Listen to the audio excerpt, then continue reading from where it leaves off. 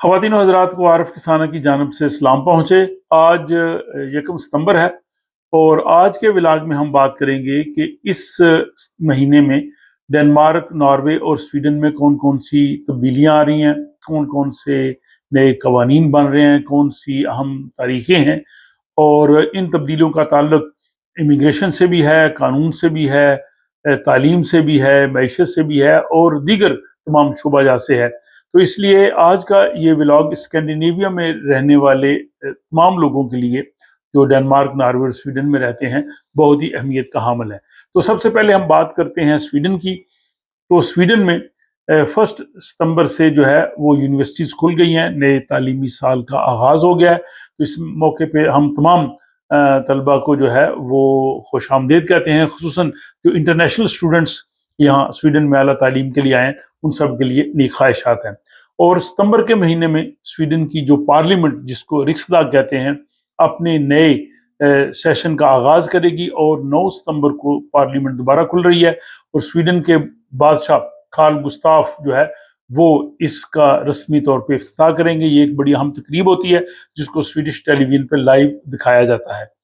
और सितंबर के महीने में ही स्वीडन का नया बजट जो है वो पेश किया जाएगा। ये बजट बहुत ही अहमियत का अमल है क्योंकि अगले साल इंतखाबात होने हैं और हुकूमत ने कोशिश करनी है कि इस बजट में अवाम को जो है वो अपनी तरफ मतवज्जो किया जा सके और कुछ टैक्सेस में कमी की जा सके ताकि लोगों की हमायत जो है वो अगले साल होने वाले इंतखाबात पर असरअंदाज हो।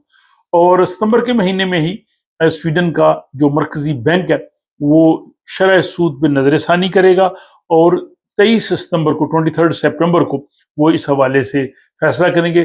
कुछ माहिरीन का ख्याल है कि वो इसमें 0.25% कमी कर सकते हैं ताकि इससे जो है वो कर्जों पर और महंगाई पर बोझ कम हो। और सितंबर के महीने में स्वीडन में एक और यहाँ फेस्टिवल होता है जिसको क्रेफिश जो है वो पार्टी कहते हैं। ये एक कल्चरल तकरीबात होती हैं, स्वीडिश में क्राफ्टूर इसको कहते हैं और ये जो है वो सितंबर के महीने की एक अहम यहाँ की एक समाजी तकरीब है।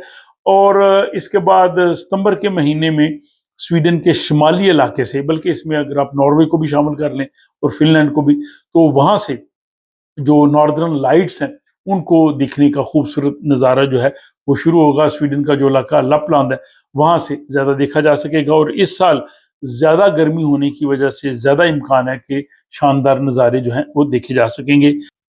और यकम सितंबर से स्वीडन में असातिज़ा के लिए एक नया प्रोफेशनल प्रोग्राम जो है वो शुरू किया जा रहा है। ये तरबीती प्रोग्राम होगा और इसका मकसद तालीम के मेयार को बेहतर बनाना है।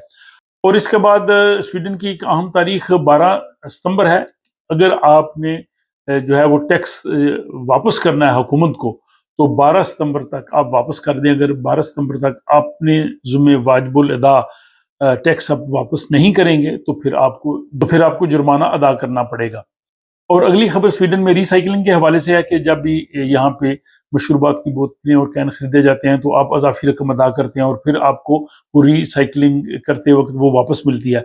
अब उसमें इजाफा किया जा रहा है, वो 1 करोड़ की बजाय अब 2 करोड़ होंगे, लेकिन जो पुरानी बोतलें कैन लोगों के पास होंगे वो 2 साल तक वो वैलिड रहेंगे, उनको उतने पैसे मिलेंगे।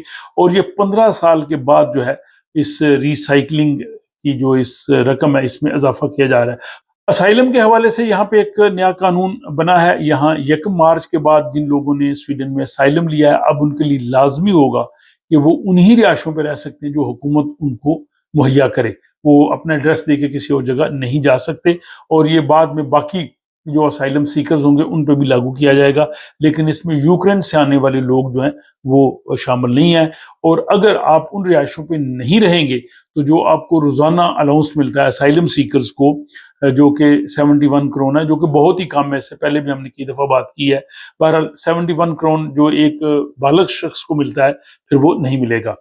और इसके बाद हम बात करते हैं स्वीडन में चोरीशुदा सामान के हवाले से एक नया कानून 1 सितंबर से यानी 1 सितंबर से लागू हो गया है कि अगर किसी शख्स के पास से चोरीशुदा माल पुलिस बरामद करेगी तो उसको 2 साल की कैद हो सकती है और अगर संगीन केसेस हो तो उसमें 6 साल तक की कैद की सजा हो सकती है चोरीशुदा माल की बरामदगी की सूरत में। اور سویڈن کے حوالے سے آخری اپڈیٹ یہ ہے کہ اس مہینے کے آخر تک حکومت کو ایک رپورٹ ملے گی جس میں یہ بتایا جائے گا کہ پبلک میڈیا جیسے سویڈش ٹیلی ویژن اور ریڈیو ہے یہ ڈیجیٹلی کس طرح سے بہتر انداز میں عوام تک پہنچایا جا سکتا ہے۔ اور اب ہم چلتے ہیں جناب ناروے کی جانب۔ تو ناروے میں 8 ستمبر کو وہاں کے پارلیمان انتخابات ہو رہے ہیں اور ان انتخابات میں جو لیبر پارٹی کے موجودہ وزیر اعظم یونس کور ان کو جو ہے وہ کافی ٹکر کا سامنا ہے۔ اور ستمبر کے مہینے سے جو ہے وہ موسم خزاں کا جو ہے وہ آغاز ہوتا ہے اور ناروے میں 22 ستمبر سے جو ہے وہ راتیں لمبی ہونا شروع ہو جائیں گی، دن چھوٹے ہونا شروع ہو جائیں گے، جس کی وجہ سے وہاں پہ لوگ جو ہے وہ وٹامن ڈی کی اضافی خوراک لینا شروع کریں گے۔ بلکہ یہ سویڈن اور ڈنمارک اور دیگر ممالک میں بھی جہاں پہ جو ہے وہ ڈے لائٹ ہونا شروع ہوگی وہاں پہ ان کو جو ہے وٹامن ڈی کی اضافی خوراک لینا پڑے گی۔ اور 20 ستمبر کو ناروے کے دارالحکومت اوسلو میں جو ہے وہ ایک بڑی میراتھن ہو رہی ہے، یہ سب سے بڑی میراتھن ہوتی ہے۔ اس کے علاوہ کافی کلچرل ایونٹس جو ہیں وہ وہاں پہ بھی ہو رہے ہیں، جیسے اوسلو میں ایک 12 ستمبر کو ہے، اس کے علاوہ کچھ میوزک فیسٹیولز ہیں اور ایک خصوصی فیسٹیول جو ہے وہ اوسلو میں دریا کے کنارے جس کو کہتے ہیں جی کہ river walk by the torch light, یہ جو ہے وہ 25 ستمبر کو وہاں پہ ہوتا ہے، جس میں ہزاروں مشعلیں جو ہیں وہ روشن کی جاتی ہیں۔ ناروے کے حوالے سے ایک امپورٹنٹ اپڈیٹ یہ ہے کہ 1 ستمبر سے وہ لوگ جنہوں نے وہاں کے مستقل رہائشی ویزے کے لیے اپلائی کرنا ہے تو ان کے لیے کچھ نئے قوانین ہیں۔ ایک تو یہ ہے کہ ان کا صرف ریٹن ٹیسٹ پاس کرنا ضروری نہیں، بلکہ ان کو نارویجین زبان میں جو ہے وہ اورل ٹیسٹ یعنی زبانی ٹیسٹ بھی دینا ہوگا، اور اس کے علاوہ ناروے کے جو معاشرے کے حوالے سے سماجی قوانین ہیں ان کے حوالے سے بھی ٹیسٹ دینا ہوگا، لیکن وہ ٹیسٹ وہ اپنی زبان میں بھی دے سکتے ہیں۔ تو یہ جناب ناروے کے حوالے سے اپڈیٹ سے۔ اب ہم چلتے ہیں ڈنمارک کی جانب۔ تو ڈنمارک میں جو ہے وہ ستمبر کے مہینے میں کیا کچھ ہو رہا ہے، تو اس میں ایک تو بجٹ آ رہا ہے اور اس میں حکومت نے یہ وعدہ کیا ہے کہ کتابوں، بجلی اور سویٹس اور کافی وغیرہ پہ ٹیکس جو ہے وہ کم کیا جائے گا، اور جو کنڈر گارٹن نرسریز ہیں ان کے لیے اضافی فنڈز جو ہے وہ رکھے جائیں گے۔ اور وہاں ہونے والے مقامی انتخابات یعنی لوکل کونسل کے انتخابات کے لیے انتخابی مہم بھی زور و شور سے شروع ہو جائے گی، خصوصاً کوپن ہیگن کے علاقے میں۔ اور اس کے بعد یہ ہے کہ وہاں پہ جو نوجوان ہیں 9 سے 15 ستمبر تک جن کی عمر 18 سے 27 سال تک ہے، وہ 200 سے زیادہ میوزیمز جو ہیں ان میں مفت جا سکیں گے۔ اور ڈنمارک میں بھی ستمبر سے یونیورسٹیز کھل گئی ہیں۔ وہاں پہ جو اس سال جن اسٹوڈنٹس نے اپلائی کیا تھا ان کی تعداد 85,508 ہے، لیکن لینگویج کورسز میں بہت کم اسٹوڈنٹس نے اپلائی کیا ہے، وہ صرف 1,317 ہے۔ تو اس حوالے سے ایک تشویش کا اظہار کیا گیا ہے۔ اور 5 ستمبر کو ڈنمارک میں جو ہے وہ نیشنل فلیگ ڈے منایا جاتا ہے، جس میں ڈنمارک کی جو مسلح افواج ہیں، خصوصاً جو ڈنمارک سے باہر جا کے خدمات سر انجام دیتے ہیں، ان کو خراج عقیدت پیش کیا جائے گا، اور اس حوالے سے وہاں پہ ایک فوجی پریڈ ہوگی۔ اور 2 ستمبر میں مختلف کلچرل ایکٹیویٹیز اور کھیلوں کی سرگرمیاں وہ بھی ہو رہی ہیں، جس میں بچوں کا ایک فلم فیسٹیول بھی شامل ہے۔ تو یہ جناب تھے اپڈیٹس سویڈن، ڈنمارک اور ناروے سے کہ ستمبر کے مہینے میں یہاں پہ کیا کچھ ہو رہا ہے، کون سی نئی تبدیلیاں ہیں۔